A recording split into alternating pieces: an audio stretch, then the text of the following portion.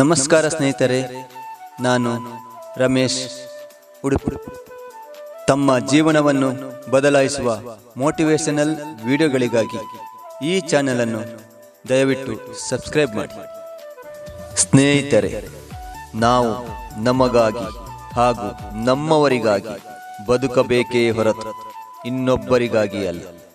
ಯಾರೇ ಏನೇ ಹೇಳಿದರೂ ನಾವು ನಮ್ಮ ಗುರಿಯನ್ನು ಮುಟ್ಟಲು ಪ್ರಯತ್ನಿಸಬೇಕು. ಹೌದು, ನಮ್ಮ ಬದುಕಿನ ಗುರಿ, ನಮ್ಮ ಆದರ್ಶ ಮತ್ತು ನಮ್ಮ ನಂಬಿಕೆ ನಮಗೆ ನಮ್ಮ ಮೇಲೆ ಇರುವ ವಿಶ್ವಾಸದ ಬಗ್ಗೆ ಇತರರು ಏನೆನ್ನುವರು ಎಂಬ ಭಯದಿಂದ ಮುಂದೆ ಹೋಗಲು ಅಸಾಧ್ಯವಾಗುತ್ತದೆ. ಆದರೆ ಬದುಕು ನಮ್ಮದು. ನಾವು ನಮ್ಮ ಗುರಿಯ ಕಡೆ ಹೆಜ್ಜೆ ಹಾಕಬೇಕಾದದ್ದು ನಮ್ಮ ಇಚ್ಛೆಯಂತೆ, ನಮ್ಮ ಆಶಯದಿಂದ, ನಾವು ನಂಬಿರುವ ಮಾರ್ಗದಿಂದ. ಮನುಷ್ಯನ ಬದುಕು ಎಂದರೆ ಅದು ಉಡುಗೊರೆಯಲ್ಲ, ಅದು ಒಂದು ಅವಕಾಶ. ಈ ಜೀವನವನ್ನು ಇತರರು ಹೇಗೆ ನೋಡುತ್ತಾರೆ ಎನ್ನುವುದು ಮುಖ್ಯವಲ್ಲ, ನಾವು ನಮ್ಮ ಜೀವನವನ್ನು ಹೇಗೆ ರೂಪಿಸಿಕೊಳ್ಳುತ್ತೇವೆ ಎಂಬುದೇ ಮುಖ್ಯ. ನಾವು ಈ ಭೂಮಿಗೆ ಬಂದದ್ದು ನಮ್ಮ ಕನಸುಗಳನ್ನು ಸಾಧಿಸಲು, ನಮ್ಮ ಉದ್ದೇಶವನ್ನು ಪೂರೈಸಲು. ನಾವು ನಮ್ಮ ಮನೆಯವರಿಗಾಗಿ, ನಮ್ಮ ಕುಟುಂಬಕ್ಕಾಗಿ, ನಮ್ಮನ್ನು ನಂಬಿರುವವರಿಗಾಗಿ ಬದುಕಬೇಕು. ಆದರೆ ಯಾರೋ ಅನಾಮಿಕರು ನಮ್ಮ ಬಗ್ಗೆ ಏನೇನೋ ಅಂದರೂ ಅವರಿಗಾಗಿ ಬದುಕುವುದು ಬೇಡ. ಇಡೀ ಜೀವನವನ್ನೇ ಇತರರ ಅಭಿಪ್ರಾಯದ ಮೇಲೆ ಸಾಗಿಸಿದರೆ ಅಂತ್ಯದಲ್ಲಿ ನಮಗೆ ಏನು ಉಳಿಯುವುದು? ನಾವು ಈ ಜೀವನದಲ್ಲಿ ಏನನ್ನಾದರೂ ಸಾಧಿಸಬೇಕೆಂದರೆ ಮೊದಲನೆಯದಾಗಿ ನಮ್ಮನ್ನು ನಾವೇ ನಂಬಬೇಕು. ನಾನೇ ಸಾಕು, ನನ್ನ ಕನಸೇ ಸಾಕು, ನನ್ನ ಪರಿಶ್ರಮ ಸಾಕು. ಇತರರ ಅಂಗೀಕಾರ ನಿರಂತರವಾಗಿ ಬೇಕೆಂಬ ಭಾವನೆಯು ನಾವು ಸಾಧಿಸುವ ಮಾರ್ಗವನ್ನೇ ತಡೆಗಟ್ಟಬಹುದು. ಪ್ರತಿಯೊಬ್ಬ ವ್ಯಕ್ತಿಗೂ ಬದುಕಿನಲ್ಲಿ ಗುರಿ ಬೇಕು. ಗುರಿ ಇಲ್ಲದ ಬದುಕು ನೌಕೆಗೂ ದಿಕ್ಕಿಲ್ಲದ ಸಾಗರದಂತೆ. ಆದರೆ ಗುರಿಯನ್ನು ಹೊಂದಿದ ಕೂಡಲೇ ಕಷ್ಟಗಳು ಆರಂಭವಾಗುತ್ತವೆ. ಏಕೆಂದರೆ ನೀವು ಬೆಳೆಯುತ್ತಿರುವಿರಿ ಮತ್ತು ಬೆಳವಣಿಗೆಗೆ ಸಂಕಷ್ಟಗಳು ಅಗತ್ಯ. ಈ ಸಂಕಷ್ಟಗಳ ಮಧ್ಯೆ ಬಹಳಷ್ಟು ಬಾರಿ ಇತರರು ನಿಮ್ಮನ್ನು ಕೇಳುತ್ತಾರೆ, ಇದು ನಿನ್ನಿಂದ ಆಗಲ್ಲ, ನೀನು ಸಾಧ್ಯವೇ ಇಲ್ಲದ ಕನಸು ಕಾಣುತ್ತಿದ್ದೀಯ. ಆದರೆ ನೀವು ಯಾಕೆ ಆ ಕನಸನ್ನು ಕಂಡಿದ್ದೀರಿ ಎಂಬ ಪ್ರಶ್ನೆಗೆ ಉತ್ತರವಿದ್ದರೆ ಇತರರ ಮಾತುಗಳಿಗೆ ನೀವು ಗಂಭೀರತೆಯಿಂದಲೇ ಸ್ಪಂದಿಸಬೇಕಾಗಿಲ್ಲ. ಪ್ರತಿಯೊಬ್ಬ ಮಹಾನ್ ವ್ಯಕ್ತಿಯ ಬದುಕಿನ ಹಿಂದೆಯೂ ವಿರೋಧ, ತಿರಸ್ಕಾರ ಮತ್ತು ಅಭಿಪ್ರಾಯದ ದಬ್ಬಾಳಿಕೆ ಇದೆ.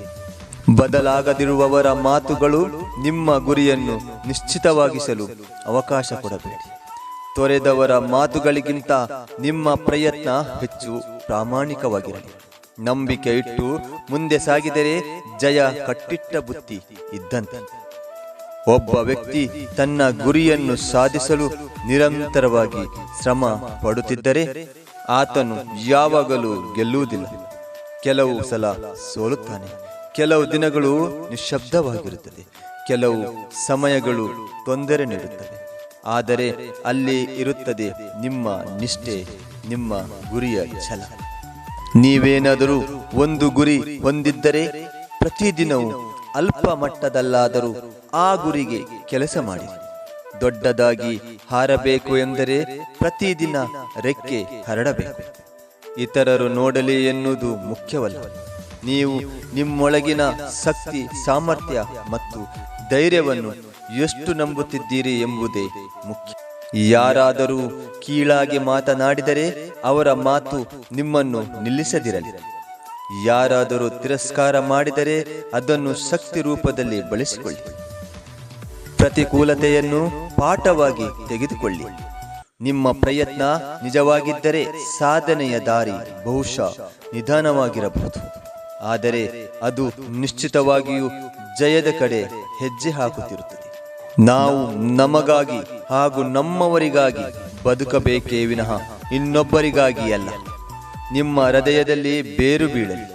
ಇಂದಿನಿಂದ ಇನ್ನು ಮುಂದೆ ನೀವು ಮಾಡುವ ಪ್ರತಿಯೊಂದು ನಿರ್ಧಾರ ನಿಮ್ಮ ಸಂತೋಷ, ನಿಮ್ಮ ಗುರಿ ಮತ್ತು ನಿಮ್ಮ ಮೌಲ್ಯಗಳಿಗೆ ಶ್ರದ್ಧೆ ಇಟ್ಟು ಮಾಡಿ. ಬದುಕಿನಲ್ಲಿ ನಿಮ್ಮೆದುರಿಗೆ ನೂರಾರು ಮಾತುಗಳು, ನೂರಾರು ಅಡೆತಡೆಗಳು ಬರುತ್ತವೆ. ಆದರೆ ನೀವು ಆಗಿರುವುದಕ್ಕೆ ಹೆಮ್ಮೆಪಟ್ಟು ನಿಮ್ಮ ಗುರಿಯ ಕಡೆ ಹೆಜ್ಜೆ ಹಾಕಿದಾಗ ಮಾತ್ರ ನಿಜವಾದ ಸಂತೋಷ ಸಿಗುತ್ತದೆ. ಇತರರ ಕೆಟ್ಟ ಮಾತುಗಳನ್ನು ನೀವು ಸಾಧಿಸಲು ಹೊರಟ ಗುರಿಗೆ ಶಕ್ತಿಯಾಗಿ ದಾರಿ ದೀಪವಾಗಿ ತೆಗೆದುಕೊಳ್ಳಿ. ಆಗ ನೀವು ನಿಮ್ಮ ಗುರಿಯನ್ನು ಆದಷ್ಟು ಬೇಗ ಮುಟ್ಟಬಹುದು. ಈ ವಿಡಿಯೋ ನಿಮಗೆ ಇಷ್ಟವಾದರೆ ಲೈಕ್ ಮಾಡಿ, ಶೇರ್ ಮಾಡಿ ಹಾಗೂ ಚಾನಲ್ಗೆ ಸಬ್ಸ್ಕ್ರೈಬ್ ಮಾಡುವುದು ಮಾತ್ರ ಮರೆಯಬೇಡಿ. ನಿಮ್ಮ ಕನಸುಗಳ ಬಗ್ಗೆ ಕಮೆಂಟ್ ಮಾಡಿ. ನಾವು ಒಟ್ಟಿಗೆ ಬೆಳೆದರೆ ಗೆಲುವು ಬಹಳ ದೂರವಿಲ್ಲ. ಧನ್ಯವಾದ.